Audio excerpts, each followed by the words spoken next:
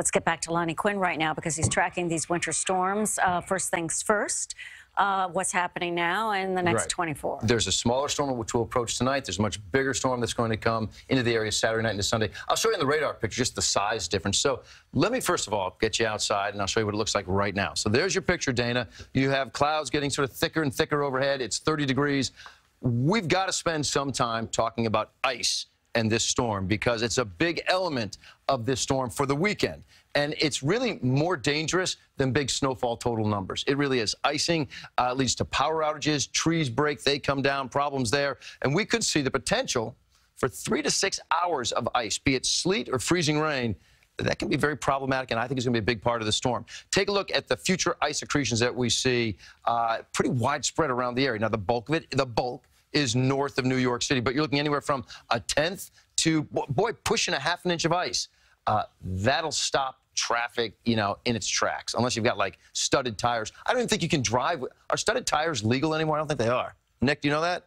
I don't think they are. All right, here's the deal. You take a look at your vortex radar and satellite picture. A couple of snowflakes getting close to the area. The bigger picture will show you. This is system number 1. I told you it's much smaller than system number 2. System number 1, Ohio Valley over to maybe, I'll say Virginia. System number 2, up and down the west coast. And that's going to get some added energy once it sort of taps into some moisture from the Gulf of Mexico. That second system will get to our area Saturday night. Okay, you're looking at snow. Watch this pink line. Okay, that's that rain-snow line. Now, look, that could be a little further north. It's possible, but it's going to be a player in this system because now you look at Sunday, 5 o'clock in the morning, and now look, the icing has begun for a lot of folks. That's that transition, okay? So you've got like some mix taking place. Rain, snow, sleet, ice, it's all involved in this pink shade. All right, notice north of the area, you're holding on to all snow. But from 5 a.m., my goodness, until like noon or so, you held on to some element of icing, but you still hold on to that snow north of the area. So we think north of the area, north of this red line is where you're going to find a half a foot of snow or more.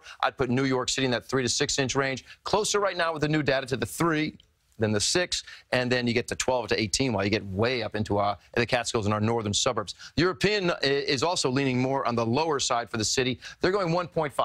But you've got to take that with a grain of salt because, come on, over the last 3 days, and we all love the European model, they have gone from big numbers to small numbers to big numbers to small numbers. They're back to the smaller number for New York City, but they still have over a foot of snow in some of our northern suburbs up around Monticello. So this much I know. There's going to be a big range in snowfall totals. Okay, I can't tell you exactly where it lies. I'm very confident the bigger numbers are going to be north, but I do know it's going to be a messy, horrible day on Sunday. And if you can stay home, I would stay home and watch driving on Monday because everything is going to really crash as far as those temperatures. I mean, you're talking Monday morning, it's 11 degrees outside. The wind chills will make it feel like the negative numbers. So I think the most dangerous part of the storm is going to be that area. It's a big chunk of the area that's going to be in that wintry mix, the rain, the sleet, and the snow, because what happens, let's say you get 6 inches of snow. Yeah. So rain and sleet will bring it down to maybe 2 inches of slush. Well, now you put the cold air on top, and now it just gets all frozen solid.